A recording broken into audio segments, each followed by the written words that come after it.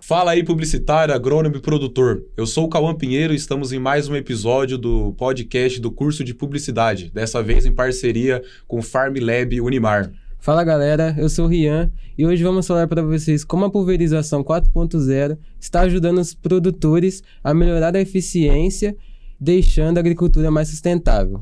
E para falar um pouco melhor sobre esse assunto, estamos com um convidado mais do que especial, um profissional ótimo na área, principalmente em agricultura de precisão e muito famoso nas redes sociais, Luiz Carlos Soares, o LeBron do agro. Olá a todos aí, muito obrigado pelo convite. Quero agradecer a coordenação do curso de Publicidade e Propaganda da Unimar pelo convite e que podemos ter um bate-papo bacana aí falando um pouco sobre agricultura de precisão. Isso aí, muito feliz de ter você aqui com a gente. E antes da gente entrar no assunto, né, eu acho que também aqui a principal dúvida do pessoal, e também a gente se interessa por isso, como que veio essa história do LeBron do agro e como isso tem te ajudado, né, cada vez mais nas redes sociais a aproximar o público, principalmente com as tecnologias do agro. Essa pergunta é muito bacana através das minhas visitas nas fazendas, no ramo agrícola, nesse Brasil afora aí. Quando eu estou em alguma propriedade, muitas das vezes algum produtor ou fazendeiro chega e fala: você parece aquele jogador de basquete, né?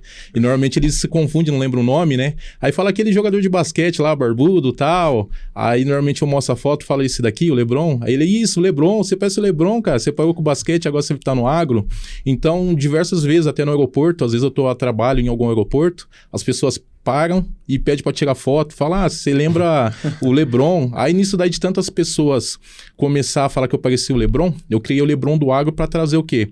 Mostrar minha rotina, mostrar um pouco do agro, como que, para aquelas pessoas que não têm tanto contato do agro, saber como que é a vivência do agro, as culturas, as novidades do que está acontecendo no mundo da agricultura. Eu acho legal também falar sobre a altura, né? Que, rapaz, chegou aqui no estúdio. Eu me considero alto, né? Tenho 1,90, mas só que absurdo. A altura... Eu me considero eu sempre falo assim, brinco, né? Que eu me considero um cavalinho de grande porte, né? Eu sou um pouco alto. Sim. Pensando no LeBron James, ele enxerga a quadra inteira praticamente. Na agricultura de precisão acontece algo parecido ou não? Eu acredito que sim, né? Assim como trazendo para o basquete, eu sempre me remeto o seguinte: o armador ele tem que ter a visão do jogo. Então ele tem que sempre estar atento. Quando a gente traz para o agro, o proprietário ou o agrônomo que está no campo, ele tem que ter uma visão do campo inteiro. Qual cultura que ele está trabalhando, como que está a análise da fazenda. Então quando a gente fala em agricultura de 4.0, agricultura de precisão, a gente tem que ter uma decisão rápida. Tomar qual que é a decisão que eu consigo ter custo e benefício, pensando no fazendeiro em questão que o insumo está muito caro, né? Então a gente tem que otimizar cada vez mais isso. Exato, e eu acho que muito ligado a isso também, principalmente a agricultura de precisão, né? É aquele mapeamento para a gente ver as áreas que realmente precisam de mais ali, talvez fertilizante, ou até mesmo, principalmente em questão de defensivos, como você bem trouxe também, muito na questão de redução de custo e tudo mais. Mas só que é fato que muitos produtores ainda assim têm aquele receio na quantidade de veneno. Então, principalmente na eficiência do combate, né? Então, muito ligado a isso, principalmente na agricultura de precisão, como que as máquinas, elas têm esse papel de conseguir mapear certinho e dizer realmente onde que está o problema. Uma excelente pergunta. Quando falamos em taxa variável, a gente está pensando o seguinte: o preço do defensivo está cada vez mais caro através da guerra, a gente sabemos disso, né? Então, como o defensivo a gente custa no preço em dólar, então a gente tem que trazer o quê? A tecnologia. O que a tecnologia ajuda? A gente consegue fazer o quê? Uma taxa variável. Aí você vai falar assim: para quem está assistindo, o que é uma taxa variável? Imaginamos que nós temos duas propriedades. Aí, dividimos pelo meio, tem o lado A e o lado B. A minha lado A, ele está mais com infestação de pragas. E o meu lado B não está com essa infestação total de praga. Então, através de uma taxa variável, eu consigo saber o quê? Eu vou jogar mais defensivo, aplicar mais defensivo no lado A do que no lado B. Então, essas informações, a gente coloca todas essas informações dentro da máquina. Então, a máquina ela vai pulverizar de acordo com a necessidade do lado A mais do que no lado B, pensando em taxa variável. Sim, eu acho que também, né, trazendo muito também para a pergunta, enfim, para aqueles que estão acompanhando também, que não entendem, como que a máquina exerce esse papel de realmente como que você faz a análise ali, né, enfim, ver as áreas, principalmente, né, o mapeamento e tudo mais, mas como que você joga isso para a máquina e como que ela mapeia o campo ali, por exemplo, para saber aonde que eles precisam, né, a máquina precisa pulverizar mais? Trazendo para pragas, né? Normalmente a gente faz manejo integrado de pragas. A gente tem na Jato, na agricultura digital, um manejo integrado de inteligência de pragas. O que a gente faz? A gente coloca armadilhas, né? Através de feromônios, dependendo de qual cultura, a gente pode falar soja, algodão, milho, que são grandes culturas. A gente coloca umas armadilhas, onde a gente vai atrair aquela praga, ela vai ficar ali, a gente consegue fazer um monitoramento, quantidade, qual o tipo de praga, qual é o estágio de desenvolvimento daquela praga. Então a gente consegue saber qual área da propriedade está mais infestada. Então a gente consegue trazer essas informações e colocar na máquina. E assim conseguimos fazer a parte de pulverização. Onde que devemos pulverizar mais, onde devemos pulverizar menos. Então a gente tem o efeito LeBron novamente aqui. O LeBron identifica a melhor oportunidade e faz o passe certo. Na pulverização localizada, funciona da mesma forma? Correto. Pensando no basquete, a gente tem que ter segundos para pensar. E economizar o tempo que a gente temos, o posse de bola. Então, a gente trazendo para o agro, o que acontece? A gente tem que economizar o nosso defensivo. Então, a gente tem que fazer a aplicação o quê? Localizada e correta. Cada vez mais a tecnologia fazendo isso o quê? Redução de custo, redução de gasto. A gente está fazendo o quê? A gente consegue fazer uma sucessão de... Você pegar uma barra de pulverização, a gente consegue fazer corte de seção, a gente consegue organizar onde que você quer, que pulveriza corretamente na folha sem ter gasto maior. Então, eu consigo fazer uma análise do quê? Dependendo da cultura, eu não preciso pulverizar toda a área total. Eu só quero pulverizar um local. Eu pego o espaçamento, o distanciamento e pulverizo de acordo com o distanciamento e espaçamento daquela planta. Muito bom. E muitos produtores, né, enfim, a gente vê aí, principalmente, né, no campo, você deve ver bastante isso, eles sempre, né, a maioria acredita que sempre é a praga que vai estar ali e é o maior problema. Mas só que esse problema, de fato, pode começar no solo? Correto. Normalmente o produtor acredita que fala assim, estou sendo atacado pelas pragas, mas realmente a gente tem que começar pela base. Qual que é a nossa base? É o solo, aonde que vai gerar nutrição para as plantas, que vai fortalecer a necessidade das plantas é o quê? É uma análise de solo. Assim, trazendo para o nosso dia a dia, eu vou imaginar, falando a linguagem de vocês, o corpo humano, né? A gente tem que ter vitamina C para evitar gripe, a gente tem que ter uma sucessão de benefícios em questão para a planta, em questão de nutrientes. Se eu tenho um solo pobre, um solo com baixa nutrição, a planta também ela vai estar suscetível a doenças. Então, se eu tenho um solo forte, com bastante nutrição, eu tenho uma planta fisiologicamente nutrida e forte para vir contra doenças, pragas. Top demais. Pensando no fator humano, a ansiedade ou a pressa interfere de alguma forma no produtor? Tipo, como vai realizar o processo e tudo mais? A ansiedade, eu acho que eu vejo que é o maior inimigo do produtor, né? O produtor, ele fica muito de olho em questão da cotação, dependendo da cultura. Uhum. A cotação do café está em alta, a cotação da soja está em alta. Ou seja, eu preciso produzir o quanto antes possível. Então, essa ansiedade acaba prejudicando. Por quê? Muitas das vezes tem produtor que acaba... na cabeça do produtor é o seguinte, se eu adubar mais, eu vou ter uma produtividade maior. Isso daí é errado. Eu não posso adubar mais do que a exigência nutricional da planta. Então, através de uma análise de solo, corretamente, para ver qual que é a deficiência daquele solo. Então, nem sempre adubar mais te gera uma produtividade maior. Uhum. Perfeito. E para descontrair um pouco nessas andanças por lavouras, você tem alguma história engraçada para compartilhar com a gente? Seja talvez uma emergência, um convite de um jantar, almoço, ou se ganhou alguma coisa diferente? A vivência... Calma aí, dá uma pausa aí. Dá pra dar uma pausa aí? É que eu lembrei de um monte de história aí, então é que, assim, eu tenho que tomar cuidado com o que vai falar, mas assim... Não, uma vez... É coisa de 2 minutos, tá? Mas o que eu vou falar dá pra falar. Pode falar. Uma vez eu tava no aeroporto indo pra Porto Alegre, né? Aí tinha um jogador que jogava no Internacional, é um barbudo, esqueci o nome, Nossa... Quer ver? Eu vou pesquisar aqui rapidinho.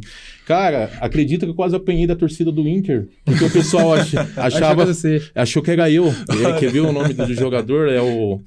É Valência, alguma coisa assim, Valência. Eu nem conhecia. Sim. Eu não conhecia esse jogador, cara. E eu quase apanhei no avião, porque a torcida do Inter tava voltando de São Paulo e a torcida de São Paulo, tipo, teve um jogo do Internacional em São Paulo e o pessoal tava retornando. Então eu tava no avião indo pra Porto Alegre e o pessoal achou que era o Enzo Valência e do Inter, que tinha perdido uns gols lá e a galera que ia me pegar. E eu falei, não, cara, não sou essa pessoa, não. Esse foi um dos, né? Mas assim, o que eu acho mais engraçado nesse mundo do agro no Brasil é a diversidade de culturas que a gente tem nesse Brasil, né? Então, falando mais um pouco do Rio Grande do Sul, eu cheguei no interior mesmo, numa colônia alemã, que eles chamam de colono, né, os agricultores, e eu já estava agendado de eu conversar com um produtor. Chegando lá, tinha 2 crianças na porteira, né, aí eu falei, vim falar com seu pai. E 15 minutos aquelas crianças não falavam comigo. E eu, vim falar com seu pai e tal, eles me olhando e nada, né. Aí o pai lá de longe deu com a mão e veio. Aí eu falei, mas seus filhos são surdos, mudos, desculpa eu te falar isso e tal, né? Aí ele, não, capaz, meus filhos, eles só falam alemão. Olha eles só. Eles só vão falar português quando eles foram pra escola, por enquanto eles só falam alemão. Peço até desculpa, por isso que eles não falaram com você, então eles não sabem o que você tá falando. Aí eu falei, nossa, esse foi um dos fatos, assim, de curiosidade muito diversificado que eu vejo no Brasil, né? Sim, mostra essa grandeza do Brasil, principalmente, né? Cada região tem suas particularidades também, cada um vai ter sua cultura, isso é legal que também, né, abrange tudo, principalmente na questão do solo também, cada região vai ter um solo diferente e a gente vê as pessoas diferentes também por cada região. Isso é doido. Bom, partindo para a próxima aqui. Além da economia, a aplicação precisa. Tem um ganho ambiental importante, como ela contribui para os produtores? A aplicação precisa, isso é muito bom, porque sofreu muito com deriva, né? Então, através dos ventos, se você aplica em excesso e tiver condições com vento, você acaba tendo deriva prejudicando ao vizinho do lado, a propriedade do lado, né? Acontece muito hoje com os drones, né? A gente tem que tomar muito cuidado na aplicação com os drones, porque se tiver ventos fortes, sofre com deriva, aonde que essa deriva, aquele defensivo que era para atingir a folha em determinada cultura da sua propriedade, acaba atingindo do vizinho. E onde causa prejuízo, causa prejuízo também socioambiental. Então temos que tomar muito cuidado com isso. E muito bem pontuado, né, a questão de máquinas. E quando a gente fala em tecnologia do campo, a gente pensa, né, principalmente a gente que não está no campo ali, que não tem muito o do conhecimento, a gente pensa muito em máquinas caras. Mas só que a gente sabe que no Brasil não são todas as propriedades que têm o aporte, né, financeiro de investimento para conseguir essas máquinas caras, enfim. Como que a pessoa numa agricultura familiar, por exemplo, ela avalia se a inovação realmente vai trazer um retorno para ela? Essa pergunta, através, assim, eu vou falar dos produtos da empresa que eu trabalho, que é da Jato, né? Quando a gente pensa no médio e no pequeno produtor, a gente tem muitas pessoas, quando fala Jato, ela só lembra da Jato Uniport, né? Os autopropelidos, aquelas máquinas grandes, tudo, né? Mas imagina, eu vou dar um exemplo clássico, imagina um produtor de café em Minas Gerais que tem uma área de montanha. Ele não consegue fazer que aquela máquina Uniport autopropelido suba a área montanhosa. E muito menos uma colhedora de grãos sobe a área montanhosas. Pensando nisso, a gente já tem a tradicional, a Jato Portáteis, que é um pulverizador costal, onde você consegue fazer a pulverização com uma máquina costal com tecnologia embarcada. Então, o produtor, pequeno e médio produtor, ele não fica sem a tecnologia. Hoje a gente tem um pulverizador que é pulverizador e dosador. Então, ele te dá um georreferenciamento, você consegue mexer por um smartphone através de um jato costal.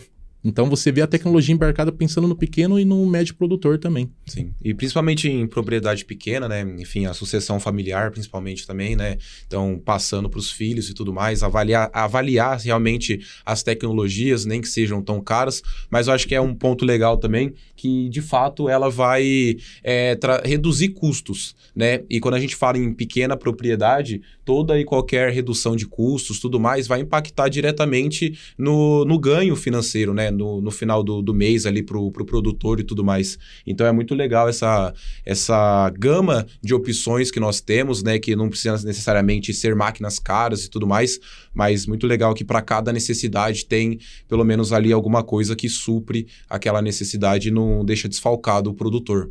Correto. Pensando na sucessão familiar que você citou aí, eu acho que eu vejo que a maior dificuldade hoje do agro, quando vai falar em sucessão familiar, você vê muito burburinho, porque muitos pais, eles já vêm com aquela criação assim, sempre deu certo desse jeito, e não vou mudar a maneira de plantar, de jogar, aplicar defensivo, de colocar um fertilizante no solo, eu sempre fiz desse jeito e deu certo. Só que quando você vem com o filho que já conhece uma tecnologia, fez uma agronomia, normalmente o pai não teve a oportunidade de fazer agronomia porque estava ajudando o avô na propriedade. E quando vem um filho que fez uma agronomia, que fez uma mecanização de agricultura de precisão, um MAP, né? Então, o filho vem e fala, pai, eu aprendi na faculdade certa tecnologia que vai otimizar a produtividade do nosso serviço do dia a dia. A gente vai economizar dinheiro. Só que a gente tem que fazer um investimento em questão de tecnologia. Só que o pai não aceita. Então, é muito difícil a questão da sucessão familiar. O pai aceitar a tecnologia na propriedade. Então, eu vejo que o maior barulho que a pessoa vê hoje na fazenda não é só a parte financeira de comprar insumo, máquinas, é a sucessão familiar. Então, a sucessão familiar tem que ser algo muito bem conversado, muito bem planejado, para o filho poder mostrar a realidade em questão de custo-benefício e otimização da produtividade, né, do dia a dia. Sim. Bom, para a próxima aqui, se o LeBron trocasse a quadra pela lavoura amanhã, qual seria o conselho que você daria para ele? Nossa, essa daí você me pegou de surpresa, hein? Se LeBron mudasse de quadra, a primeira coisa que eu ia falar para ele é o seguinte: antes de terminar, tipo assim, o que acontece hoje pro produtor? Tem muitos produtores aventureiros. O que seria um produtor aventureiro? O preço do café hoje está em alta. Uhum. Qual que é a primeira pensamento? Vou investir no café. Só que a gente sabemos que o café tem ano bom, tem ano ruim. E trazemos para a pandemia, a soja, ela estava um preço absurdo, pagando horrores. Muitos produtores migraram para quê? Para a soja. E quando a soja despencou, muitos migraram para outra cultura. E não é assim que funciona. Você tem que aproveitar, olhar o cenário do mercado a longo prazo. Eu não posso ser um aventureiro. Então, se fosse dar um conselho pro LeBron, eu ia falar primeiro para ele o seguinte: vê sempre a longo prazo. Uhum. Como vai estar a sua propriedade daqui a 10 anos? Qual cultura você vai trabalhar? Quanto que você pretende investir? Qual que é o seu rendimento? Eu quero trabalhar com soja. Aonde que é a maior região que produz soja? A gente sabemos que é a região do Mato Grosso, a região do Mato Grosso do Sul. Então, qual que é o investimento que você está disponível? Com maquinário e tudo. Então, a gente tem que sempre avaliar isso. Qual que é a condição que ele tem financeira para investir naquela cultura que ele quer trabalhar. E também tem a questão da ansiedade, né? Sim, também. E o que a agricultura de precisão e o LeBron James têm em comum? Mas eu não entendi o que é isso. Não, eles têm em comum, não, que ele ficou assustado. Não, vamos lá. Pensando, né, principalmente na quadra, tudo, a gente tem o armador ali que faz todo esse mapeamento ali na quadra, né, vê e arma a jogada em si. Como que a gente consegue trazer essa visão, né, da quadra, de certa forma, do LeBron James, principalmente na agricultura de precisão ali pro campo também? Então, qual que é de fato, o que eles têm em comum?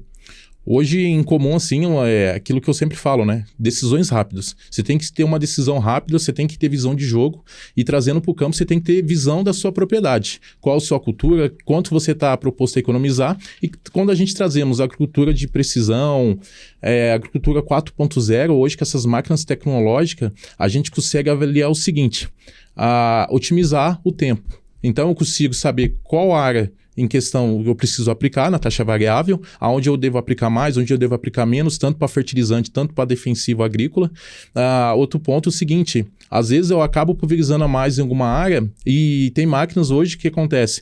Quando você vai fazer a curva, que nem imagina uma barra da Uniport aberta, o lado direito meu, ela está entrando pelo lado direito, continua pulverizando, o meu lado esquerdo ela fecha a seção, pensando em economizar. Então, hoje tem várias máquinas que ela consegue te economizar isso, pensando em visão de jogo, visão em economia e ter estratégia, né? Uhum. Perfeito. Bom. Muito bom. Luiz Carlos, né, primeiramente, muito obrigado por essa participação, por ter compartilhado o seu conhecimento com a gente. Eu que agradeço aí o convite, né? Sempre é uma honra voltar na faculdade que eu saí formado, né? Então, fico feliz, mais uma vez, pelo convite. A Jato está de portas abertas para vocês poder fazer uma visita, quem estiver assistindo e quiser conhecer também a Jato, poder ver as oportunidades que nós temos de equipamento, é uma honra também. Bom, muito obrigado por ter comparecido aqui, aceitado o nosso convite E muito obrigado a você que assistiu até aqui. Esse foi mais um episódio do Falei Publicitário. Se inscreve no canal e muito obrigado.